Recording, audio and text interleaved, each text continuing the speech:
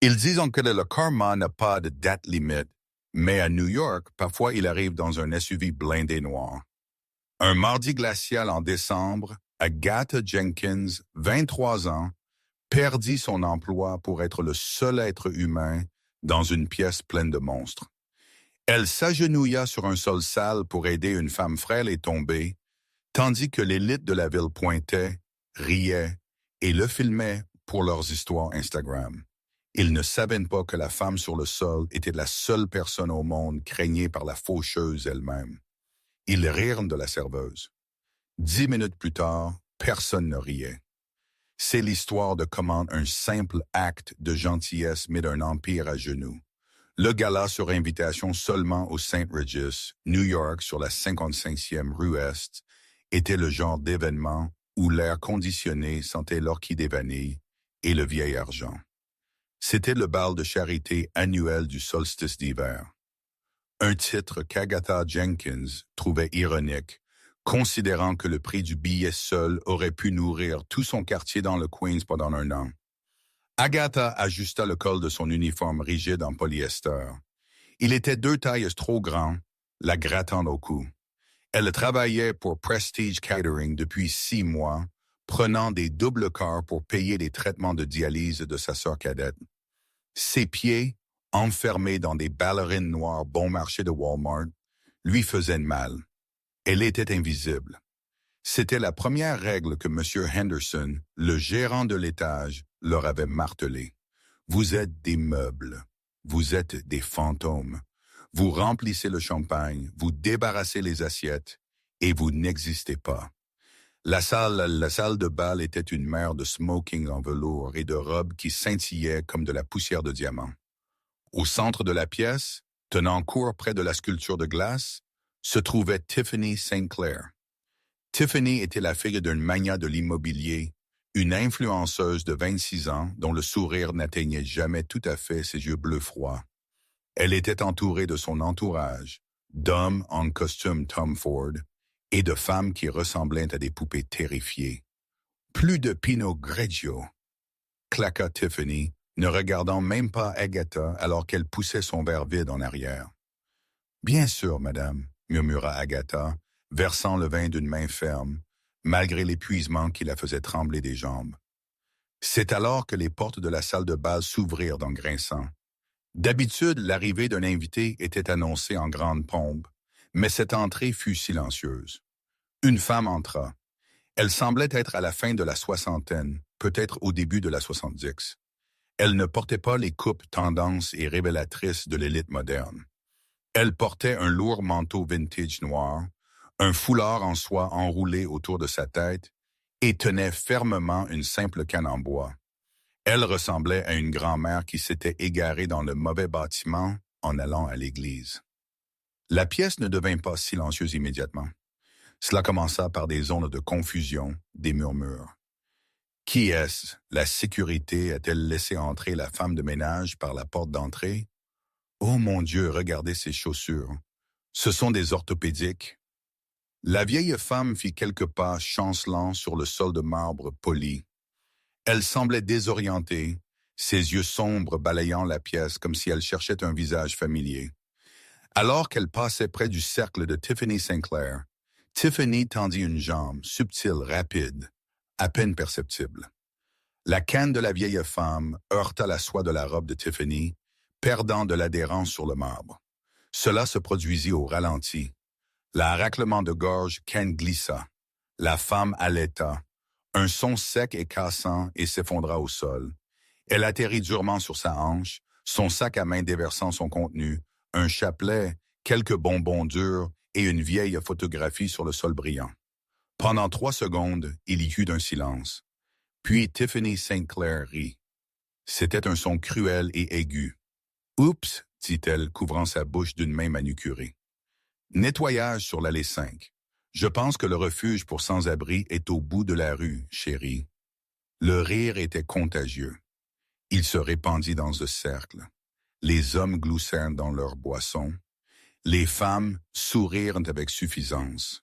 Pas une seule personne ne bougea pour aider.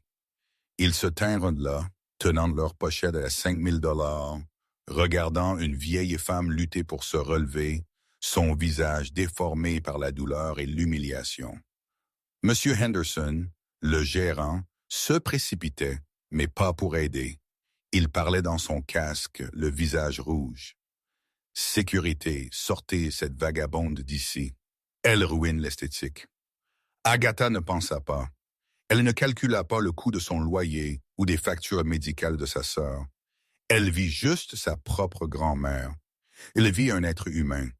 Elle laissa tomber son plateau de service. Le fracas de train de flûte en cristal se brisant contre le marbre résonna comme un coup de feu. Du champagne gicla sur les ourlets des robes proches. « Espèce d'idiot! » cria M. Henderson. Agatha l'ignora. Elle, raclement de gorge, courut vers la vieille femme, tombant à genoux dans la flaque de champagne et de verre brisé. Elle ne se souciait pas que les éclats lui coupaient les bas. « Maman, ça va ?» demanda Agatha, sa voix douce tremblant de rage contre les gens autour d'eux. Elle toucha doucement le bras de la femme. « N'essayez pas de bouger trop vite. Je vous tiens. » La vieille femme leva les yeux. Ses yeux étaient noirs obsidienne, vifs et intelligents malgré la douleur. Elle regarda Agatha, la regarda vraiment, analysant son visage, son inquiétude, l'étiquette de nom sur son uniforme bon marché. « Je suis tombée. » La femme râla, son accent épais italien. « Ma hanche, je sais. » Agatha la calma. Elle enleva sa propre veste de traiteur et l'enroula autour des épaules de la femme. « Je vais vous aider à vous relever, d'accord? Appuyez-vous juste sur moi. Que croyez-vous faire? » Tiffany St. Clair hurla. « Vous avez éclaboussé du champagne sur mes loboutons, vous petite rate maladroite. » Monsieur Henderson arriva, attrapant Agatha par l'épaule et la tirant en arrière. « Éloignez-vous d'elle. Vous êtes viré, Jenkins. Prenez vos affaires et sortez. La sécurité s'occupe de cette ordure. » Agatha écarta sa main, ses yeux flamboyaient. « Elle est blessée. Qu'est-ce qui ne va pas avec vous, les gens? C'est une vieille femme. » Raclement de gorge. « C'est une intruse, » cracha Henderson. « Et vous êtes au chômage. Sécurité. » Deux gardes costauds en blazer s'avancèrent, tendant la main vers la vieille femme. « Ne la touchez pas !» cria Agatha, protégeant la femme avec son propre corps. « Appelez une ambulance, lâche !» La vieille femme agrippa le poignet d'Agatha. Sa prise était étonnamment forte. « Bambina !» murmura-t-elle. « C'est bon. »« Ce n'est pas bon !» dit Agatha, les larmes lui piquant les yeux. « Ils ne peuvent pas vous traiter comme ça. Oh, regardez !» Tiffany ricana, sortant son iPhone, l'ordure protégeant la poubelle. Ça va devenir viral. Ashcast de charité. La pièce rugissait de rire maintenant. Un colisée de cruauté. Et puis la température dans la pièce sembla chuter de 10 degrés. Les lourdes doubles portes de l'entrée principale furent ouvertes à coups de pied. Elles ne s'ouvrirent pas juste. Elles claquèrent contre les murs avec une violence qui secoua les lustres. Le rire mourut instantanément. 6 hommes entrèrent. Ils se déplaçaient avec une précision militaire, portant des costumes qui coûtaient plus cher que la plupart des voitures. Ils ne ressemblaient pas à de la sécurité. Ils ressemblaient à des prédateurs. Ils formèrent un périmètre instantanément, les mains planant près de leur ceinture. Mais ce fut le 7e homme qui aspira l'air de la pièce. Il était grand, plus de 1,90 m, avec de larges épaules qui tendaient contre un costume 3 pièces anthracite. Ses cheveux étaient foncés, lissés en arrière, et son visage était un masque de fureur froide et terrifiante. Il avait une cicatrice traversant son sourcil gauche. Il entra dans la pièce, et la foule se sépara comme la mer Rouge. Les gens reculèrent, serrant leur poitrine, leur visage se vidant de couleur.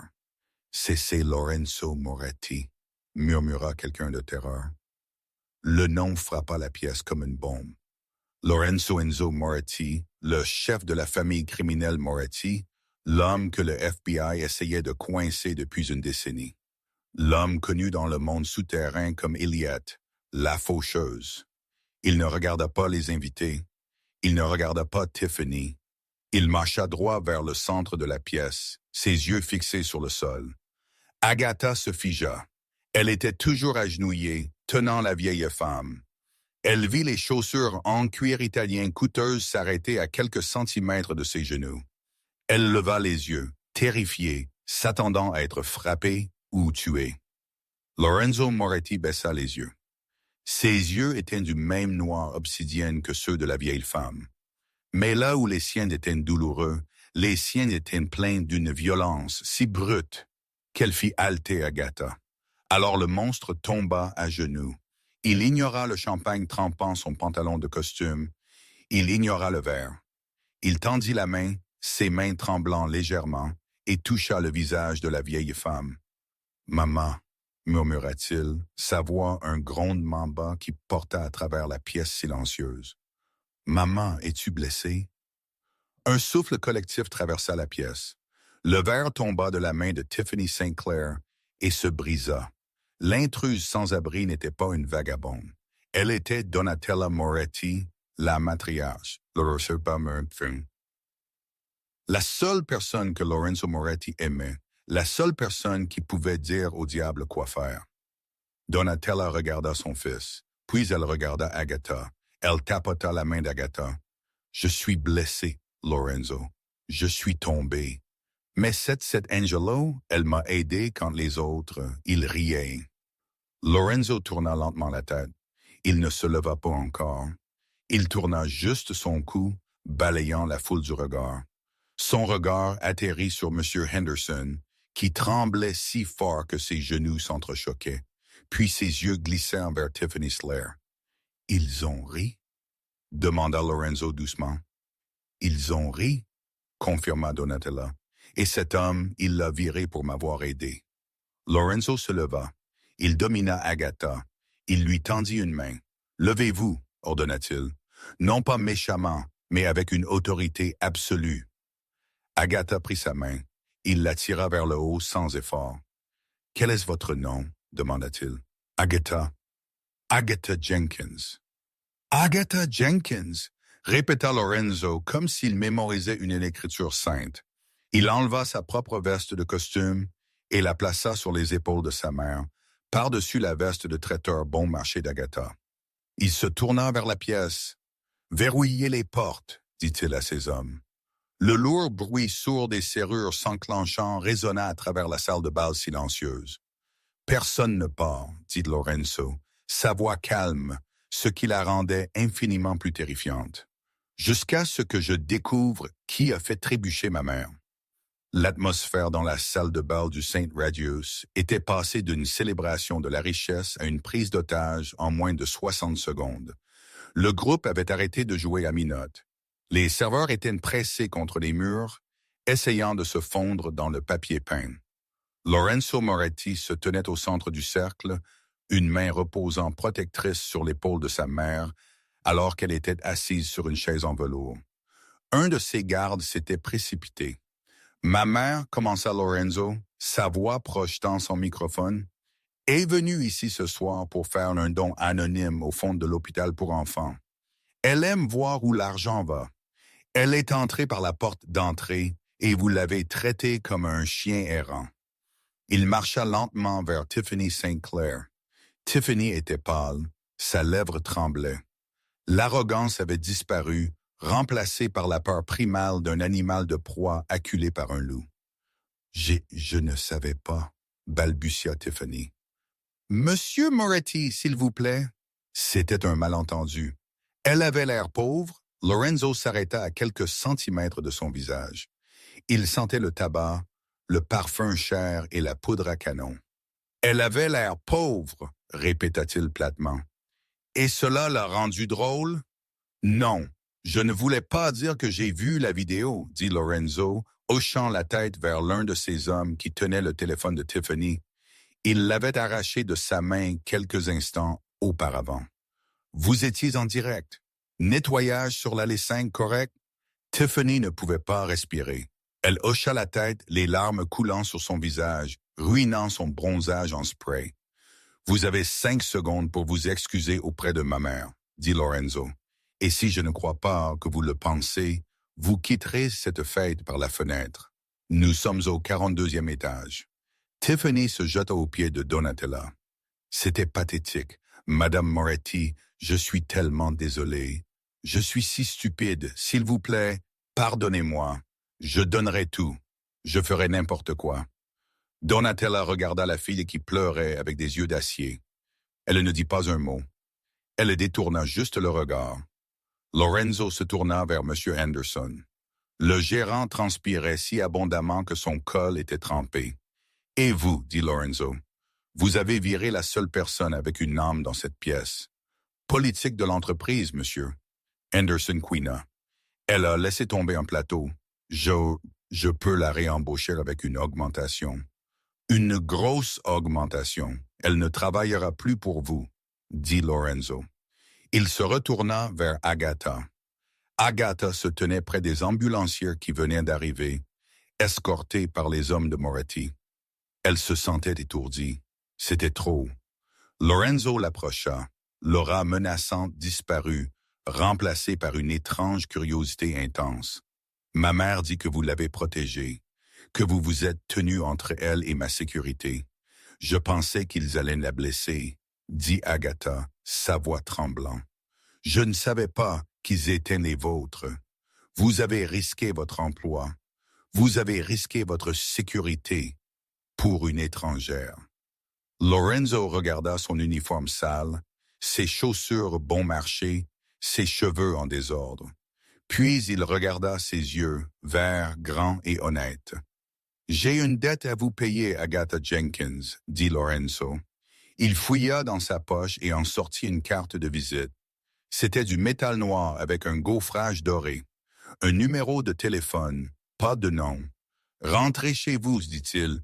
Mon chauffeur est dehors. Il vous emmènera partout où vous voudrez aller. Ne prenez pas le métro ce soir. »« Je ne peux pas, » dit Agatha. « Je dois finir mon quart ou je ne serai pas payé pour la nuit. J'ai besoin de l'argent. » Lorenzo la fixa. « Eh bien, vous vous inquiétez pour 50 $ quand vous êtes devant moi. »« C'est 120 $, le corrigea Agatha, levant son menton. « Et oui, ma sœur a besoin de médicaments. » Quelque chose vacilla dans les yeux de Lorenzo. Respect? Surprise? Il claqua des doigts. Un de ses gardes s'approcha avec une mallette. Lorenzo l'ouvrit. Elle était empilée d'argent. Il en sortit une liasse, au moins 10 000 $ et la tendit. « Prenez-le. » Agatha regarda l'argent, puis elle regarda Lorenzo. Elle recula. « Non, dit-elle. La pièce allaita de nouveau. On ne dit pas non à Enzo Moretti. »« Excusez-moi ?» demanda Lorenzo, ses sourcils se fronçant. « Je ne l'ai pas aidé pour de l'argent, » dit Agatha, sa voix calme mais ferme. « Je l'ai aidé parce que c'était juste. Si je prends votre argent, cela en fait une transaction, cela le dévalorise. » Lorenzo resta figé. Il avait acheté des juges, des politiciens et des PDG. Il n'avait jamais rencontré quelqu'un qui refusait son argent. Donatella laissa échapper un léger rire de sa chaise. « Elle est fière, Lorenzo, comme votre père l'était. » Lorenzo baissa lentement l'argent. Un petit sourire, presque imperceptible, toucha ses lèvres. « Très bien, » il se tourna vers ses hommes. « Escortez mademoiselle Jenkins chez elle. Assurez-vous qu'elle est en sécurité. Si quelqu'un, » il lança un regard noir à la pièce. « Si quelqu'un la dérange, ils me rendront des comptes. » Il se tourna de nouveau vers Agatha. « Ce n'est pas fini, Agatha. Nous parlerons de nouveau. » Raclement de gorge. Agatha fut conduite hors de la salle de bal par 2 hommes qui semblaient mâcher des briques au petit déjeuner. Alors que les portes se refermaient derrière elle, elle entendit la voix de Lorenzo s'adressant de nouveau à la pièce. Raclement de gorge. « Maintenant, discutons des dommages à la dignité de ma mère. Qui veut commencer? Traite de soulignement, traite de soulignement, traite de soulignement, trait de soulignement, trait de soulignement, trait de soulignement, trait de soulignement, trait de soulignement, trait de soulignement, trait de soulignement, trait de soulignement, trait de soulignement, trait de soulignement, trait de soulignement, trait de soulignement, trait de soulignement, trait de soulignement. Agatha était assise à l'arrière d'une Bentley qui coûtait plus cher que l'immeuble d'appartement où elle vivait. Les sièges en cuir étaient chauffés. Les lumières de la ville passaient en flou devant les fenêtres teintées. Elle vivait dans un immeuble délabré, sans ascenseur, dans une histoire du Queens. Quand la voiture s'arrêta, le contraste était frappant. Graffiti sur les murs, ordures sur le trottoir. Le chauffeur, un homme nommé Marco, lui ouvrit la porte. « Monsieur Moretti insiste pour que vous preniez cette carte, mademoiselle Jenkins. Il dit, si elle refuse l'argent, dites-lui que la faveur demeure. » Agatha prit la carte en métal noir cette fois. Elle la mit dans sa poche. Elle monta les 4 étages d'escalier, ses jambes criant de protestation. Elle déverrouilla la porte de l'appartement 4B. L'odeur d'antiseptique la frappa. Sa sœur Lily dormait sur le canapé, branchée à la machine de dialyse à domicile. C'était un modèle plus ancien, bruyant et maladroit. Lily n'avait que 19 ans, mais sa peau était grise, son corps frêle. Agatha s'assit par terre à côté du canapé et pleura. Elle avait perdu son emploi. L'entreprise de traiteur la mettrait sur liste noire. Elle n'avait pas d'argent pour le traitement de la semaine prochaine. Elle avait tenu tête à la mafia et elle n'avait rien à montrer pour cela, sauf une carte en métal et un souvenir terrifiant. Ou du moins, c'est ce qu'elle pensait. Le lendemain matin, Agatha fut réveillée par des coups à la porte. Elle paniqua. Le propriétaire était-il venu pour le loyer en avance? Henderson avait-il envoyé la police? Elle ouvrit la porte, serrant sa robe fermement. Dans le couloir ne se tenait pas le propriétaire. C'était un homme en costume tenant un portfolio légal. Derrière lui se tenaient 2 déménageurs. « Mademoiselle Agatha Jenkins ?» demanda l'homme. « Oui, mon nom est Arthur Pennington. Je suis l'avocat personnel de Madame Donatella Moretti. » Je ne comprends pas. « Madame Moretti a été assez charmée par vous, Agatha, » dit l'avocat, entrant dans le couloir exigu. « Elle a fait des recherches hier soir. Elle sait pour votre sœur. Elle sait pour vos dettes. » « Elle n'a aucun droit de... Elle a tous les droits, » l'interrompit Pennington doucement. « Parce qu'à partir de ce matin, la Fondation Moretti a acheté l'immeuble. » La bouche d'Agatha tomba. « L'immeuble? Cet immeuble d'appartement? » Pennington clarifia. « Et celui d'à côté, et l'hôpital où votre sœur reçoit ses soins primaires. » Il lui tendit une épaisse enveloppe. « Monsieur Moretti vous offre un emploi, pas comme serveuse. Il a besoin d'une assistante personnelle pour sa mère. Le salaire est... » Il marqua une pause, vérifiant le papier. 10 000 $ par mois, plus des avantages médicaux complets pour la famille immédiate. Agatha s'appuya contre le cadre de la porte, ses genoux fléchissants. « Il y a une condition, » dit Pennington, son visage sérieux. « Quoi? » Agatha souffla. « Vous devez vivre au domaine Moretti pour votre sécurité. Parce que maintenant que le monde sait que vous êtes sous la protection d'Enzo Moretti, vous avez une cible sur le dos. » Agatha regarda Lily, dormant sur le canapé. Puis elle regarda l'avocat. « Quand partons-nous? » Le domaine Moretti n'était pas juste une maison. C'était une forteresse déguisée en palais, située dans la partie la plus profonde et la plus boisée des Hamptons. Elle se trouvait derrière des grilles en fer de 12T surmontées de pointes. Alors que la Bentley passait l'entrée, Agatha vit des gardes armés patrouiller le périmètre avec des bergers allemands. Agatha agrippa la main de Lily. Lily avait les yeux écarquillés, regardant par la fenêtre les pelouses impeccablement entretenues qui semblaient s'étendre sur des kilomètres. « Est-ce réel? » murmura Lily, serrant sa bouteille d'oxygène portable. « Agatha, sommes-nous kidnappés? »« Nous sommes embauchés, » dit Agatha, bien qu'elle n'en fût pas entièrement sûre elle-même. « Souvenez-vous juste, nous restons ensemble. » La voiture s'arrêta devant un manoir en calcaire qui rivalisait avec la Maison-Blanche en taille. Les massives portes en chêne s'ouvrirent et une ligne de personnel se tenait en attente. Mais se tenant en haut des escaliers seul était Lorenzo Moretti. Il avait changé de costume pour une chemise noire boutonnée et un jean foncé. Mais il n'en paraissait pas moins dangereux. Ses manches étaient retroussées, révélant des tatouages qui s'enroulaient autour de ses avant-bras. Encre foncée complexe qui ressemblait à des épines et à de l'iconographie religieuse. Il descendit les escaliers alors que Marco ouvrait la portière de la voiture. Lorenzo ne regarda pas Agatha. Il regarda directement Lily. « Vous devez être Lily, » dit-il. Sa voix était plus douce qu'Agatha ne l'avait jamais entendue. Lily hocha la tête, intimidée. « Oui, monsieur. Ma mère a préparé les lestes pour vous. Elle a été équipée d'une filtration de qualité hospitalière et d'un générateur électrique dédié pour votre équipement. Le Dr. Harris Thorne, le meilleur néphrologue de l'État, sera ici à 16h pour examiner votre cas. » Agatha sortit, stupéfaite. « Vous avez fait tout ça en 4 heures. » Lorenzo tourna enfin son regard vers Agatha. L'air entre eux crépitait. « Je ne fais pas les choses à moitié, Mademoiselle Jenkins. Si vous êtes sous mon toit, vos problèmes sont mes problèmes, et je résous les problèmes rapidement. » « Merci, » Agatha souffla. « Ne me remerciez pas encore, » dit Lorenzo, ses yeux s'assombrissant. « Ce n'est pas des vacances, vous êtes ici pour travailler. Ma mère est têtue, refuse ses médicaments et pense qu'elle est invincible. Votre travail est de la garder en vie.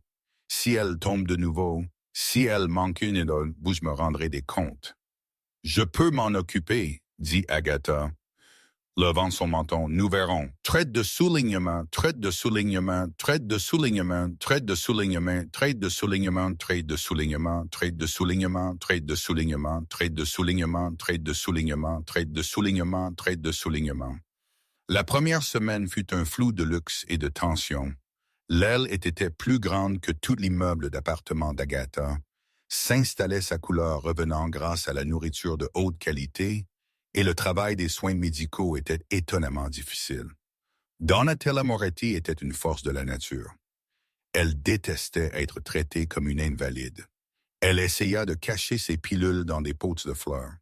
Elle essaya de boire de l'espresso en cachette quand son rythme cardiaque était trop élevé. Elle essaya de marcher sur le domaine sans sa canne. Agatha devint la seule personne qui pouvait dire à la matriarche « Non, Donatella, crache-la. » Agatha dit le 3e jour, tendant sa main. Donatella la regarda d'un air féroce depuis le fauteuil en velours de la bibliothèque. « C'est juste une vitamine, c'est un comprimé de sel, et avec votre tension artérielle, c'est du poison. Crache-la. » Donatella soupira dramatiquement et cracha le comprimé dans un mouchoir. Puis elle sourit. « Vous êtes dur. »« Bien. Lorenzo a besoin de quelqu'un de dur. Les femmes qu'il fréquente. Mannequin P, influenceuse, comme cette fille Tiffany. Tête vide, cœur vide. Je ne fréquente pas votre fils, Donatella. » Agatha lui rappela, organisant le pilulier. « Je suis son employé pour l'instant. » Donatella fit un clin d'œil. Lorenzo était un fantôme dans la maison. Il partait avant l'aube et revenait longtemps après la nuit. Quand il était à la maison, l'atmosphère changeait. Le personnel se déplaçait plus silencieusement. Les gardes semblaient plus affûtés. Ce n'est que tard vendredi soir qu'Agatha le rencontra vraiment de nouveau. Il était 2h du matin. Agatha ne pouvait pas dormir. Elle descendit à la cuisine de taille industrielle pour prendre du lait chaud. La maison était silencieuse, ombragée et vaste. Elle tourna le coin vers la cuisine et se figea. Lorenzo était là. Il était assis à l'îlot, une bouteille de whisky ouverte devant lui, un verre à moitié vide dans sa main. Il était torse nu. Agatha haleta et se tourna pour partir. Et l'image brûla dans son esprit. Le dos de Lorenzo était une feuille de route de violence. Cicatrices, coups de couteau, blessures par balle, brûlures sillonnaient sa peau. C'était une carte d'une vie vécue en guerre. « Ne fuyez pas », sa voix gronda. Il ne se retourna pas. « Je peux entendre votre battement de cœur d'ici, Agatha. » Agatha hésita, puis marcha lentement dans la cuisine. « Je ne voulais pas m'immiscer, je voulais juste du lait. » Lorenzo pivota sur le tabouret. Sa poitrine était tout aussi cicatrisée, Mais ce qui attira l'attention d'Agatha fut une échymose fraîche sur ses côtes, violacée et laide. « Journée difficile au bureau ?» demanda Agatha, sa voix sèche. Lorenzo souffla, un son qui aurait pu être un rire, prise de contrôle hostile. Les négociations ont échoué. Le raclement de gorge autre gars a-t-il l'air pire? L'autre gars ne respire pas. Le silence s'étira. Cela aurait dû être terrifiant, mais Agatha ressentit une étrange attirance vers lui. Il semblait épuisé, pas juste fatigué, mais l'âme lasse. « Vous saignez », dit Agatha, pointant une coupure sur son biceps. « Ce n'est rien. » Restez immobile. Agatha alla à l'armoire à pharmacie qu'elle avait organisée pour Donatella. Elle attrapa de l'antiseptique et des pansements. Elle revint vers lui. Lorenzo la regarda. Il ne bougea pas alors qu'elle s'avançait entre ses genoux écartés. Elle versa de l'antiseptique sur un coton. « Cela va piquer, dit-elle. Je ne sens pas de piqûre. » Elle tamponna la coupure. Il ne broncha pas. Ses muscles étaient durs comme la pierre sous ses doigts.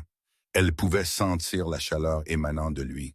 Être si près de lui donnait l'impression de se tenir à côté d'une fournaise. « Pourquoi nous avez-vous vraiment accueillis ?» demanda Agatha doucement, appliquant le pansement. « Ce n'était pas juste parce que j'ai aidé votre mère.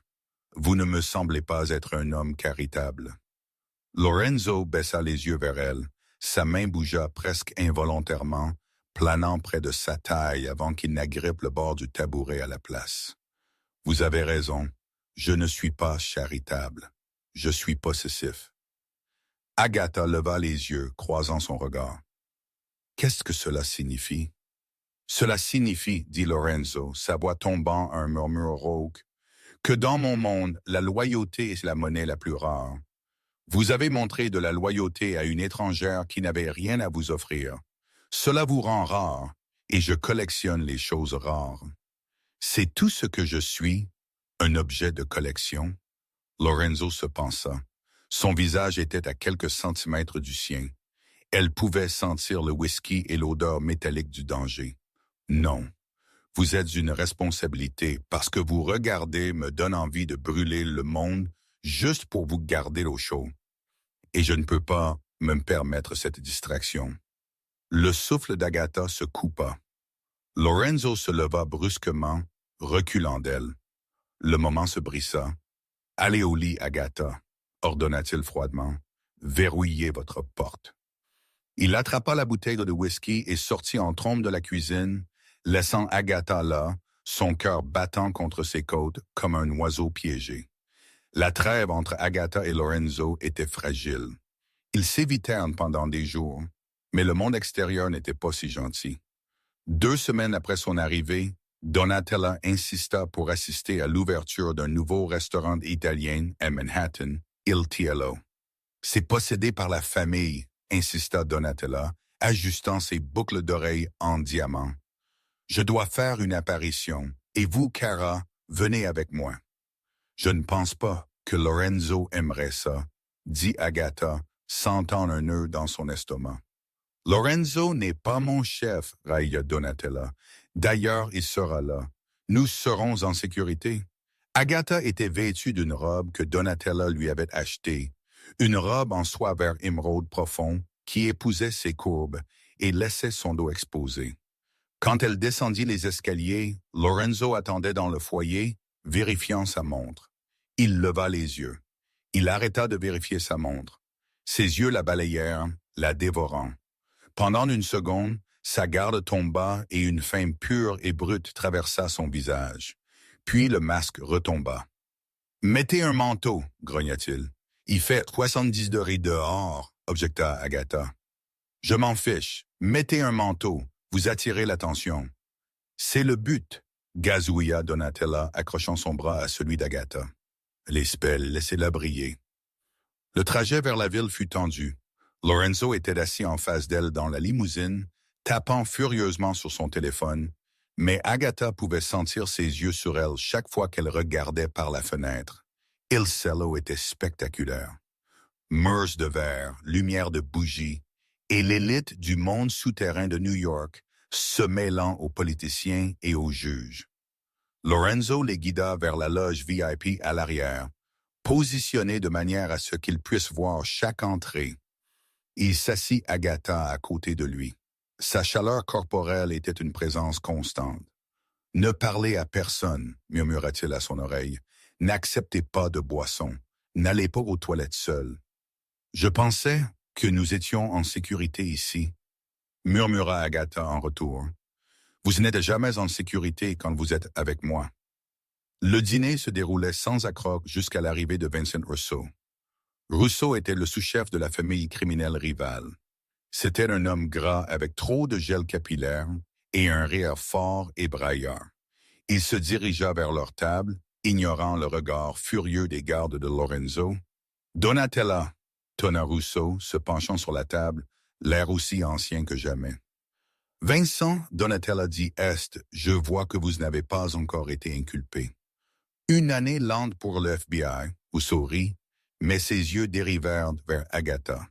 Il se lécha les lèvres. « Et qui est cette chair fraîche? Je ne savais pas que vous aviez une nouvelle maîtresse, Enzo.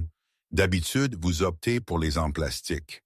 Celle-ci a l'air faite maison. » La main de Lorenzo se serra autour de son couteau à steak, ses jointures devinrent blanches. « Partez, Vincent. »« Quoi? Je ne peux pas me présenter. » Russo tendit la main, sa main visant à toucher l'épaule nue d'Agatha. Avant que son doigt ne puisse effleurer sa peau, Lorenzo bougea. C'était un flou. Une seconde, Lorenzo était assis, la suivante, il était debout, et le couteau à steak était planté profondément dans la table en bois juste entre les doigts de Vincent. Le restaurant devint silencieux. « Touchez-la » murmura Lorenzo, sa voix d'un calme mortel. Et raclement de gorge, vous perdez la main. Vincent retira sa main, son visage devenant rouge de rage. « Vous êtes fou, Moretti. Commencez une guerre pour une serveuse. »« Ouais, nous savons qui elle est. La petite cas de charité. » Vincent ricana à Agatha. « Dites-moi, chérie, combien vous paie-t-il pour réchauffer son lit? Ou le faites-vous gratuitement parce que vous aimez les mauvais garçons? » Agatha ne recula pas. Elle se leva lentement. Elle prit un verre de vin rouge lourd. « Il me paie pour ma loyauté, » dit Agatha clairement. « Quelque chose que vous ne pouvez clairement pas acheter, vu que vos propres gardes du corps vous regardent avec dégoût. » Elle éclaboussa le vin directement sur le visage de Vincent. Le liquide rouge coula sur sa chemise blanche chère. Vincent rugit et se jeta sur elle. Lorenzo ne l'arrêta pas juste. Il le détruisit. Il attrapa Vincent par la gorge, le souleva du sol et le claqua sur la table adjacente. La vaisselle vola en éclats. Des femmes crièrent. Le pistolet de Lorenzo était sorti en un éclair. Le canon pressé contre le front de Vincent. « Donnez-moi une raison. » Lorenzo sourit. « S'il vous plaît, donnez-moi une raison. » Les hommes de Moretti avaient leurs armes dégainées, visant les gardes du corps de Vincent. Le restaurant était une impasse. Donatella resta assise calmement, sirotant son eau. « Lorenzo, » Donatella dit doucement, « pas ici. Le risotto est excellent. Ne ruinez pas la soirée du chef. » Lorenzo fixa Vincent, ses yeux brûlants d'un feu sombre. Il abaissa lentement le pistolet, mais il se pencha près de l'oreille de Vincent. « Si vous la regardez encore, je vous arracherai les yeux. Si vous prononcez son nom, je vous couperai la langue. Sortez. » Il laissa tomber Vincent. Le sous-chef rival se releva en hâte, humilié, dégoulinant de vin.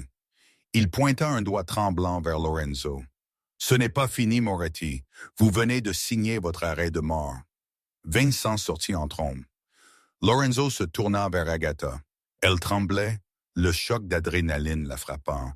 Il lui attrapa la main trop fort et l'y attira vers la sortie. « Nous partons maintenant. »« Lorenzo, vous me faites mal. » Agatha haleta alors qu'il la traînait à travers la cuisine vers la sortie arrière. Il ne s'arrêta pas avant qu'il ne soit dans la ruelle, l'air froid de la nuit frappant leur visage. Il la plaqua contre le mur de briques. Il ne la blessait pas, mais il l'emprisonnait. Son corps la pressant dans les briques. Il respirait fort, ses pupilles dilatées. « Êtes-vous folle? » cria-t-il.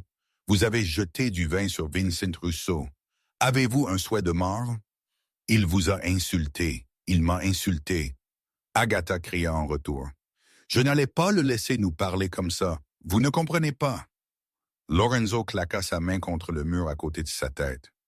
Ce ne sont pas des clients impolis dans un restaurant, Agatha. Ce sont des tueurs. Ils vous auraient mis une balle dans le cerveau sans ciller. Je me sentais en sécurité parce que vous étiez là, Agatha pleura. Je savais que vous ne le laisseriez pas me blesser. La confession resta suspendue dans l'air. Lorenzo la fixa, sa poitrine haletant. Vous me faites confiance? Oui, vous ne devriez pas. Pourquoi? Parce que vous êtes un monstre. Agatha tendit de la main, sa main tremblant, et toucha la cicatrice sur son sourcil. Je ne vois pas un monstre. Je vois un homme qui vient de défendre sa famille. Aucun. Lorenzo ferma les yeux, appuyant son front contre le sien. Il tremblait. Vous me rendez faible, Agatha. Vous me donnez envie d'être un homme que je ne peux pas être. Peut-être que vous n'avez pas besoin d'être la faucheuse tout le temps, murmura-t-elle. Lorenzo ouvrit ses yeux. La violence avait disparu, remplacée par une intensité bien plus dangereuse. Il regarda ses lèvres. « Si je vous embrasse maintenant, marmonna-t-il, je ne pourrai pas m'arrêter.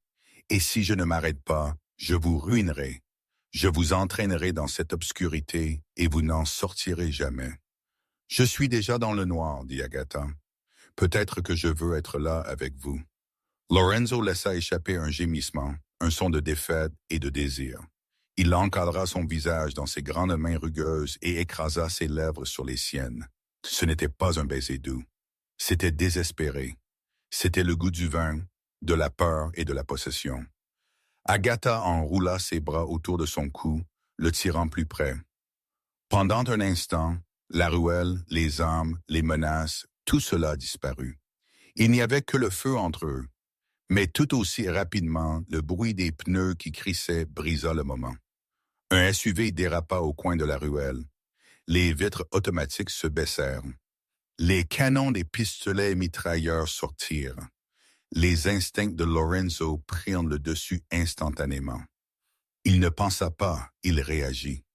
Il jeta Agatha au sol, couvrant son corps du sien.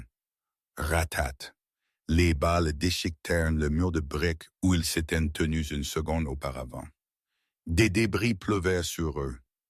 Lorenzo grogna, son corps tressaillant brusquement. Le SUV s'éloigna à toute vitesse dans la nuit. Le silence revint dans la ruelle, résonnant dans les oreilles d'Agatha. « Lorenzo » murmura Agatha terrifiée. Elle sentit quelque chose de chaud et humide s'infiltrer à travers sa robe. Lorenzo roula d'elle, atterrissant sur le dos sur le pavé sale. Il leva les yeux vers les étoiles, sa respiration venant par halètements peu profonds. « Es-tu bien? » Il haleta. Agatha se précipita vers lui. Elle regarda sa poitrine. La chemise blanche qu'il portait sous son costume devenait rouge rapidement. « Oh mon Dieu! » Agatha cria. « Lorenzo! » Il avait pris 2 balles dans le dos. Balles destinées à elle. Il leva la main, sa main ensanglantée tachant sa joue. « Je vous l'avais dit, » il toussa, du sang bouillonnant à ses lèvres. « Je vous l'avais dit que je suis dangereux d'être autour. » Ses yeux roulèrent en arrière et sa main tomba molle. « À l'aide !» Agatha cria dans la ruelle vide, sa voix lui déchirant la gorge. « Que quelqu'un aide !» Les quelques heures suivantes furent un kaléidoscope de terreur.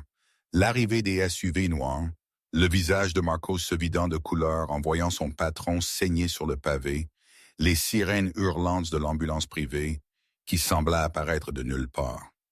Ils n'allèrent pas à St. Luke's ou Mount St. Ils allèrent à un bâtiment en briques non descriptif dans le Queens qui ressemblait à une clinique vétérinaire de l'extérieur. À l'intérieur, c'était un centre de traumatologie à la pointe de la technologie doté de médecins qui savaient mieux que de poser des questions et étaient payés en pots de vin en espèces qui rivalisaient avec les gains de loterie. Agatha refusa de quitter le côté de Lorenzo. Elle lui tint la main pendant qu'il coupait le costume coûteux de son corps. Elle regarda alors qu'il l'intubait. Elle était couverte de son sang. Il sécha collant et sombre sur ses mains, sa robe émeraude ruinée. « Mademoiselle Jenkins, vous devez sortir, » dit un chirurgien au visage sombre. « Nous devons opérer maintenant. »« Je ne le quitte pas, » murmura Agatha, sa voix dépourvue d'émotion, juste un pur choc. « Agatha !» Donatella était arrivée. Elle entra dans la salle de traumatologie, portant toujours ses bijoux du dîner, s'appuyant lourdement sur sa canne. Son visage était composé, presque statuaire, mais ses yeux étaient remplis de l'agonie ultime d'une mère. « Venez avec moi, Bambina, » dit Donatella, sa voix calme. « Il a besoin de chirurgien maintenant. Nous devons nous occuper du reste. » Agatha laissa Donatella la conduire dans une salle d'attente qui ressemblait plus à un bunker. C'était sans fenêtre, rempli de chaises en cuir et de l'odeur de café éventé et de peur. En 1 heure, la pièce se remplit. Des hommes en costume, capitaines de la famille criminelle Moretti, arrivèrent avec des visages comme des nuages d'orage. L'air était épais de testostérone et de la promesse de représailles. À leur tête se trouvait Salvatore Sal Romano, le sous-chef de Lorenzo. Il avait 50 ans, bâti comme une borne d'incendie avec un froncement de sourcils perpétuellement suspicieux. Il n'avait jamais aimé Agatha. Il la voyait comme une faiblesse. S marcha droit vers Agatha, ignorant Donatella. « Qu'est-il arrivé? » S aboya. Où était la brèche de sécurité? Comment les hommes de Russo connaissaient-ils la route de sortie? Agatha tremblait, tenant une tasse de café tiède. « Je ne sais pas. Nous sommes sortis par l'arrière parce que Vincent Russo ait causé une scène à l'intérieur. Lorenzo essayait juste de me sortir en sécurité. Essayez de vous sortir en sécurité, » répéta S avec dégoût. Il se tourna vers les autres capitaines. « Voyez, j'ai dit à Enzo, les points faibles vous font tuer. Il a pris 2 balles destinées à une serveuse. Surveillez votre bouche, Salvatore. » La voix de Donatella traversa la pièce. Elle ne l'éleva pas, mais tout le monde se figea. « Ici, vous parlez à la femme pour qui mon fils a pris une balle. Cela lui achète le respect dans cette famille. Avec tout le respect que je vous dois, Donatella, S argumenta, son visage rouge. Enzo est sur une table d'opération à cause d'elle. Nous sommes vulnérables. Les loups savent que le lion est à terre. Nous devons riposter à Russo ce soir. Nous brûlons toute son opération jusqu'au sol. » La pièce murmura son accord. La soif de sang était palpable. « Non, » dit Agatha. La pièce devint silencieuse de mort. S la regarda comme si elle avait poussé une deuxième tête. « Excusez-moi, » S grogna. Agatha se leva. Elle était toujours couverte du sang de Lorenzo. Cela lui donnait une sorte d'autorité horrible. Lorenzo n'est pas mort, il est toujours l'aube, et jusqu'à ce qu'il se réveille, personne ne fait un mouvement qui déclenche une guerre totale à New York sans preuve. Preuve? S rit amèrement. Russo l'a menacé en face 10 minutes avant la fusillade. Exactement. Agatha dit, son esprit en pleine course, les pièces tombant en place malgré le traumatisme. C'était trop bâclé. Russo est bruyant et stupide, mais il n'est pas suicidaire. Attaquer Lorenzo juste après l'avoir publiquement menacé. Cela en fait le suspect évident. Trop évident. Elle regarda autour de la pièce les criminels endurcis. Celui qui a fait cela connaissait notre route de sortie exacte. Il savait exactement quand nous serions dans cette ruelle. Ce n'était pas Russo qui avait de la chance. C'était un travail de l'intérieur. L'accusation resta suspendue dans l'air comme un gaz toxique suggérait un traître dans le cercle intérieur des Moretti était une sentence de mort. S s'approcha d'elle, envahissant son espace. « Accusez-vous mes hommes de déloyauté, petite fille? Vous feriez mieux d'être prudente. Vous n'avez pas Enzo pour vous cacher derrière en ce moment. »« Je ne me cache pas, » dit Agatha, rencontrant son regard. « Je vous dis que si vous poursuivez Russo ce soir, le vrai traître va rire pendant que vous gaspillez vos munitions sur la mauvaise cible. » Donatella se leva à côté d'Agatha. « Elle a raison, Salvatore. Mon fils est méthodique. Il voudrait connaître la vérité avant que nous ne peignions les rues en rouge. Nous attendons. » Nous verrouillons le territoire et nous trouvons la fuite. S regarda entre la formidable matriarche et la serveuse défiante couverte de sang. Il jura sous son souffle. Bien, nous verrouillons. Mais si Enzo meurt, il regarda Agatha. C'est sur vous. Trait de soulignement, trait de soulignement, trait de soulignement, trait de soulignement, trait de soulignement, trait de soulignement, trait de soulignement, trait de soulignement, trait de soulignement, trait de soulignement, trait de soulignement, trait de soulignement, trait de soulignement, trait de soulignement, trait de soulignement, trait de soulignement, trait de soulignement. La chirurgie dura 9 heures. Lorenzo survécut, mais les dommages étaient sévères. Une balle avait effleuré un poumon, l'autre s'était logé près de sa colonne vertébrale. Les médecins le mirent dans un coma médicalement induit pour laisser son corps guérir. Pendant 3 jours, Agatha ne quitta pas l'hôpital. Elle dormit sur la chaise à côté de son lit. Elle apprit le rythme du respirateur respirant pour lui. Le puissant Lorenzo Moretti avait l'air humain, pâle, couvert de fils et de tubes. Mais même dans l'immobilité, il possédait une gravité qui l'attirait. La 3e nuit, assise dans la lumière tamisée des machines, Agatha prit sa main molle. « Vous devez vous réveiller », murmura-t-elle férocement. « Vous m'avez promis que nous parlerions de nouveau. Vous m'avez promis que je n'étais pas en sécurité avec vous. Prouvez-le. Réveillez-vous et soyez dangereux de nouveau, parce que je ne sais pas comment faire ça sans vous. » Elle posa sa tête sur le matelas près de sa main et se laissa enfin pleurer. Elle réalisa avec une clarté terrifiante qu'elle ne lui était pas juste reconnaissante. Elle n'était pas juste loyale. Elle était amoureuse du monstre qui lui avait sauvé la vie. Et le monstre était actuellement sans défense. En dehors de la chambre d'hôpital, la ville fermentait. Attaque sur les conteneurs de la compagnie maritime Moretti dans les docks. Un incendie dans l'un de leurs entrepôts légitimes dans le New Jersey. Quelqu'un testait les eaux, voyant si l'organisation s'effondrerait sans la faucheuse. Agatha sécha ses larmes. Pleurer ne le sauverait pas. Trouver la vérité le ferait. Elle repensa à cette nuit-là. Le restaurant, la sortie spécifique, qui connaissait Lorenzo, Marco, le gérant du restaurant, et la personne qui gérait l'emploi du temps de Lorenzo. Elle avait besoin d'accéder au téléphone de Lorenzo. Il était dans un sac d'effets en plastique sur la table de chevet.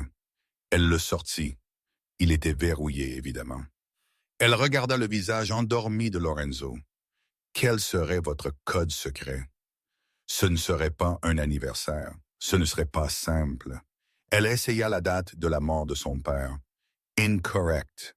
Elle essaya l'anniversaire de Donatella. Incorrect. Puis elle se rappela la nuit dans la cuisine, la façon dont il parlait de loyauté, la façon dont il la regardait. Elle tapa la date de leur rencontre, la date du gala de charité. Le téléphone se déverrouilla. Le cœur d'Agatha fit un bond. Il l'utilisa le jour où il l'a rencontré comme code de son empire. Elle navigua rapidement vers son application de messagerie sécurisée. Elle fit défiler les messages de cette nuit-là, et là, il y avait un message envoyé à 20h15 pendant qu'il mangeait des amuse-gueules.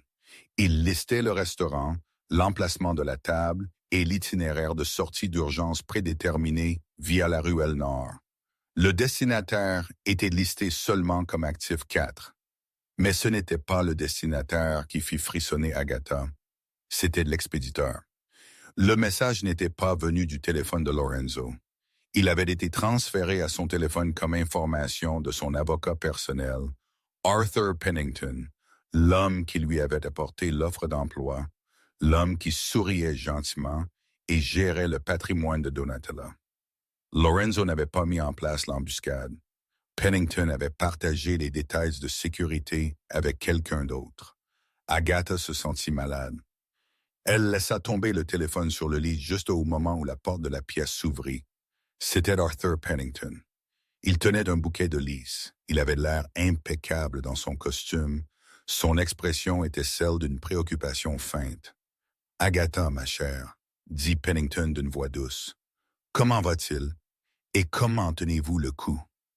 Vous avez l'air épuisé. » Agatha le fixa, raclement de gorge. Elle vit le serpent derrière le sourire maintenant, le froid calcul dans ses yeux. Il est stable, dit Agatha, sa voix tendue. Elle plaça nonchalamment sa main sur le téléphone de Lorenzo, le cachant. Pourquoi êtes-vous ici, Arthur? Il est 3 heures du matin. Je suis l'avocat de la famille. J'ai besoin de m'assurer que tout est en ordre au cas où, au cas où le pire arriverait. Il s'approcha du lit, regardant Lorenzo avec une expression qu'Agatha ne pouvait pas tout à fait lire. Est-ce du regret ou du triomphe? Il va se réveiller, dit Agatha avec défi. Nous l'espérons tous, Pennington soupira. Il regarda Agatha, ses yeux se plissant légèrement. Vous savez, Agatha, vous devriez vraiment rentrer chez vous.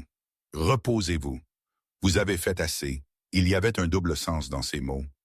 Vous avez causé assez d'ennuis. Sortez du chemin. Je reste juste ici. Le sourire de Pennington n'atteignait pas ses yeux. La loyauté est un trait louable, Agatha, jusqu'à ce qu'elle devienne un fardeau. Il fouilla dans la poche de sa veste. Agatha se tendit, s'attendant à un pistolet, mais il sortit juste une carte de visite et la plaça sur la table à côté des liés. Si vous avez besoin de quoi que ce soit, appelez-moi. Il se tourna et quitta la pièce. Agatha regarda la carte, puis elle regarda le téléphone sous sa main. Elle savait qui était le traître, mais elle n'était qu'une serveuse dans une pièce pleine de tueurs. Qui la croirait plutôt que le conseiller de la famille? Elle avait besoin d'aide. Elle avait besoin de la seule personne dans ce monde plus effrayante que Lorenzo. Elle prit le téléphone de la chambre d'hôpital et composa le numéro du domaine. « Réveillez-vous, Donatella, dit Agatha quand le personnel répondit. Dites-lui, je sais qui a essayé de tuer son fils. » La chambre d'hôpital ressemblait à une tombe. Les machines murmuraient et respiraient pour Lorenzo. Chaque sifflement mécanique un rappel que la mort était encore assez proche pour être touchée. Donatella Moretti se tenait dans l'ombre, son manteau noir toujours sur elle, sa posture inflexible. Elle était venue tranquillement par les couloirs de service et les ascenseurs gardés, portant le téléphone de son fils dans ses mains gantées. Le message d'Arthur Pennington brûlait sur l'écran. « Il est de la famille depuis 30 ans, dit-elle enfin, et il nous a vendus. Il pense que Lorenzo est faible, répondit Agatha, se tenant près de la fenêtre assombrie. Il pense que se soucier de quelqu'un l'a rendu vulnérable. Donatella l'étudia. La fille du gala était partie. À sa place se tenait une femme avec de l'acier dans sa colonne vertébrale. Et avait-il raison? Demanda Donatella. Non, dit Agatha. Cela lui donnait quelque chose qui valait la peine de survivre. Le silence suivit, puis la résolution. Nous lui disons que Lorenzo se réveille, dit Agatha. C'est comme ça que nous le faisons sortir. Au trait de soulignement, trait on le soulignement, trait de soulignement, trait on le soulignement, trait on le soulignement, trait on le soulignement, trait de soulignement, trait on le soulignement, trait de soulignement, trait de soulignement, trait de soulignement, trait de soulignement, trait de soulignement. À 4h12 du matin, la porte bougea. Arthur Pennington se glissa à l'intérieur, portant des blouses médicales, calme et précis. Il verrouilla la porte, traversa la pièce et tendit la main vers Livy. La seringue dans sa main brillait sous la lueur du moniteur. « Vous avez choisi la guerre pour une fille, » murmura-t-il au corps inconscient. « Elle n'est pas juste une fille, » dit Agatha. Pennington pivota. Agatha sortit des ombres, téléphone levé, enregistrant chaque mot. Il sourit finement, offrit de l'argent, menaça de ruine, fit un pas vers elle, puis une main jaillit des draps. La prise de Lorenzo écrasa le poignet de Pennington. Ses yeux étaient ouverts, clairs, brûlants, vivants. « Je n'ai jamais dormi, » Lorenzo râla. « J'attendais. » La seringue tomba. Pennington se plia, promit tout. Un coup mit fin à cela. Quand Lorenzo s'effondra, Agatha le rattrapa, du sang trempant ses mains, alors qu'elle le maintenait ensemble. « J'ai choisi la guerre pour vous, » murmura-t-il. « Et je vous choisirai à chaque fois, » répondit-elle. Trait de soulignement et trait de soulignement, trait de soulignement et trait de soulignement, trait de soulignement, trait de soulignement, trait de soulignement, trait de soulignement, trait de soulignement, trait de soulignement, trait de soulignement, trait de soulignement, trait de soulignement. 6 mois plus tard, la salle de bal scintillait de nouveau et Madame Moretti. Ils descendirent les escaliers comme le destin lui-même. Lorenzo, cicatrisé, mais debout. Agatha, radieuse et inflexible. La pièce se sépara. La peur remplaça le rire. Agatha s'arrêta à côté de Tiffany Sinclair. « Faites attention à votre boisson, dit-elle doucement. Le personnel travaille très dur. » Puis elle se détourna. Alors qu'ils dansaient, Donatella leva son verre. Agatha posa sa tête contre la poitrine de Lorenzo sur la cicatrice qui marqua la nuit où la gentillesse devint pouvoir. Ils dirent que la miséricorde était une faiblesse. Ils avaient tort. La serveuse était partie. Longue vie à la reine. Et c'est ainsi qu'Agatha Jenkins passa de débarrasser les tables à régner sur la table. C'est un rappel que vous ne savez jamais à qui vous parlez. Cette vieille femme dans le bus, cet homme tranquille dans le café, il pourrait être la clé de votre destruction ou de votre destin. À la fin, Tiffany Sinclair apprit à la dure. L'arrogance est chère, mais la gentillesse rapporte avec intérêt. Qu'auriez-vous fait si vous étiez Agatha? Auriez-vous pris l'argent et fui? Ou seriez-vous resté pour vous battre pour le monstre qui vous a sauvé? Faites-moi savoir dans les commentaires ci-dessous. Je lis chaque seul. Si cette histoire vous a tenu en haleine, s'il vous plaît, faites-moi une énorme faveur. Cassez ce bouton « J'aime ». Cela aide l'algorithme à trouver plus de gens qui aiment le drame tout comme vous.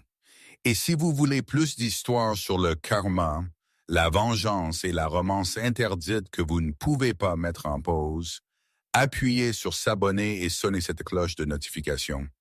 Je lâche une nouvelle histoire chaque mardi et vendredi, et croyez-moi, la prochaine est encore plus folle.